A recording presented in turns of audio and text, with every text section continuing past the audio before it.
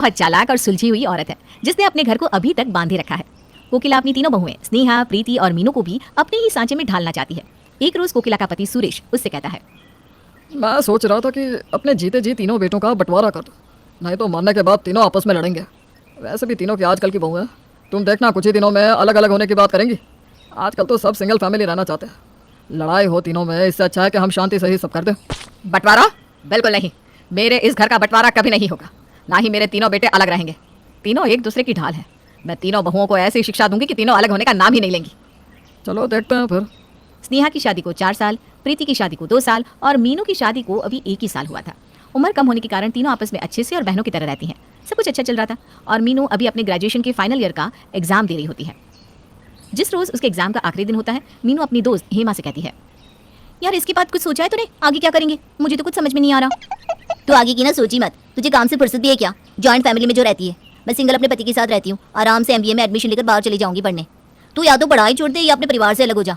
वैसे भी ना जॉइंट फैमिली के बहुत ड्रामे होते हैं। हेमा की ये बातें मीनू के दिमाग में चलने लगती है और वो सोचती है कि कैसे वो अपने परिवार से अलग हो जाए। मीनू पहले तो अपने घर जाकर शांत सी हो जाती है और किसी से कुछ नहीं कहती, साथ ही घर के कोई काम भी नहीं करती। अरे मीनू, मैं सोच रही थी कि रात को मटर की पुड़िया बना लूं। प्रीति सब्जी बना लेगी, मैं बेल दूंगी, पुड़िया तुम छान देना। क्या? मुझसे कोई काम नहीं होगा? इतने परिवार का खाना मुझसे नहीं बनता है। जब देखो कभी ये कभी वो, खुद के लिए तो मुझे वक्त ही नहीं मिलता। अरे मीनू, कैसी बात कर रही हो? कोई बात नहीं, मैं खुद ही बना लूंगी। स्नेहा को बड़ा अजीब लगता है, लेकिन वो सोचती है कि शायद थके होने के कारण मीनू ऐसा बोल गई। स्नेहा और प्रीति खाना बना लेती है और मीनू खा लेती है। मीनू अब इसे अपनी आदत बना लेती है और घर का एक काम नहीं करती, बस बना हुआ खाना खा लेती। इस तरह तो प्रीति को भी गुस्सा आ जाता है और वो स्नेहा से कहती है, भाभी भला ये कोई बात हुई? जब देखो हम दोनों ही काम करें, इस तरह नहीं चलता। होने दीजिए इस घर का बंटवारा, तभी इस महारानी को पता चलेगा कि अकेले काम करना क्या होता है। हाँ, तुम्हारी बात तो सही है। मीनू हमारा फायदा उठा रही है। तीनों बहुएं अपनी सास के पास जाती हैं और बंटवारे के लिए कहती है।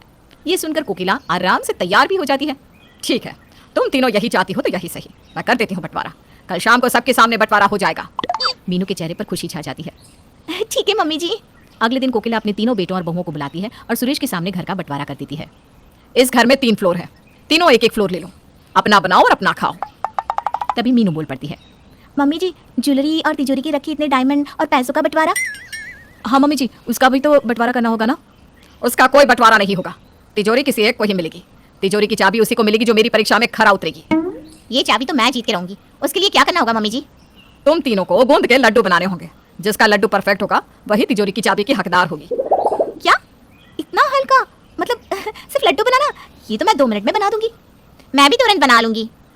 कल तुम तीनों अपने अपने फ्लोर में सुबह तैयार हो जाना। मैं तुम्हें जो सामान दूंगी उसी से लड्डू बनाने होंगे। रात भर तीनों सोती नहीं और YouTube पर लड्डू बनाने के तरीके देखती रहती है। अगले दिन कोकिला स्नेहा को बनाने का सब सामान देती है, लेकिन काजू किशमिश नहीं देती। देखिएगा मम्मी जी, चाबी मुझे ही मिलेगी, मतलब 4 साल से खाना जो बना रही हूँ मैं। फिर कोकिला प्रीति को लड्डू बनाने का सारा सामान देती है, लेकिन चीनी कम देती है। क्या मम्मी जी आप भी? ये तो मेरे दाएं हाथ का खेल है। फिर कोकिला मीनू के पास जाती है और उसे लड्डू बनाने का सब सामान देती है और साथ में पानी भी देती है। मम्मी जी, अब मुझे चाबी देने को तैयार हो जाइए आप।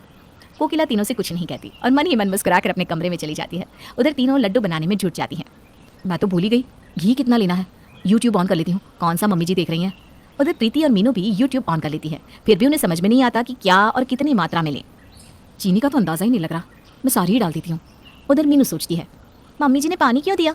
लगता है ये YouTube वाले ना पानी बताना भूल गए। अच्छा हुआ मैं पानी डाल देती हूँ, तभी तो अच्छे से लड्डू बन देंगे। मीनू आटे को अच्छे से सेक कर उसमें पानी डाल देती है और फिर लड्डू बना देती है। उधर प्रीति आटा जला देती है और ऊपर से चीनी कम होने के कारण वो सोचने लगती है, चीनी कम है तो क्या हुआ, इसमें ड्राई फ्रूट ज्यादा डाल देती हूँ, टेस्ट बहुत अच्छा आएगा। तीनों आधे घंटे में लड्डू बनाकर कोकिला के पास पहुंच जाती हैं। अरे वाह, तीनों ने बड़ी जल्दी बना लिया लड्डू। मेरी बहुएं तो बहुत तेज है। मम्मी जी पहले मेरा खाकर देखिए, मैं नहीं चाहती हूँ कि पहली बार में आपका मुंह खराब हो जाए। ठीक है भाई, तेरा ही चख लेती हूँ। मीना दोनों की तरफ मुंह बनाकर कोकिला को लड्डू देती है। लड्डू खाते ही कोकिला का मुंह बन जाता है। ये लड्डू है, पानी कौन डालता है इसमें? और स्नेहा बहुत खुश हो जाती है। नाच ना आए आंगन टेढ़ा। मुंह दबाकर दोनों हंसने लगती है। मीनू गुस्से से लाल पीली हो जाती है। फिर कोकिला बारी बारी से स्नेहा और प्रीति के लड्डू को भी चखती है। तुम तीनों में से किसी के भी लड्डू अच्छे नहीं बने। किसी ने कोई सामान ज्यादा तो कोई सामान कम डाला है। मीनू ने आटा तो बहुत अच्छा सेका, मीनू ने चीनी भी एकदम नाप के डाली और प्रीति ने बराबर गूंद दिया। सारी शिक्षा हमें YouTube पर मिल जाती तो बात ही क्या थी। एक काम करो, अब तीनों एक साथ मिलकर लड्डू बनाकर लाओ। जी मम्मी जी। तीनों लड्डू खराब बनने से मायूस हो जाती हैं और आपसी रंजिश भूलकर मिलकर लड्डू बनाने में जुट जाती हैं। तीनों एक साथ मिलकर जब लड्डू बनाती है और कोकिला को खाने देती है तो कोकिला लड्डू को सुरेश को चखने को कहती है। सुरेश चखकर कहते हैं, वाह क्या लड्डू बनाया कोकिला, तुम्हारी बहू है तो तुम्हारे जैसे ही लड्डू बनाने लगी हैं। सुरेश खुश होकर तीनों को पैसा देता है। फिर कोकिला कहती है, अब बताओ तिजोरी की चाबी किसे दूं?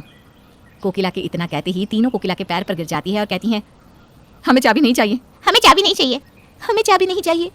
मम्मी जी मैं समझ गई हूँ, आप जो हमें समझाना चाहती थी ये सब मेरी गलती के कारण हुआ है। जब तक हम तीनों साथ हैं हम मिलकर कुछ भी कर सकती हैं। घर में हर आदमी अलग अलग होते हैं और हमें सबको साथ लेकर चलना चाहिए, क्योंकि कब किसे किसकी ज़रूरत हो कौन जानता है। अब हम तीनों साथ ही रहेंगी, पहले की तरह ही बहनें बनकर और प्यार से भी रहेंगी। मेरी तरकीब काम कर गई, तुम तीनों समझ गए। तभी हंसते हुए सुरेश कहता है, मान गया कोकिला तुम्हें। कोकिला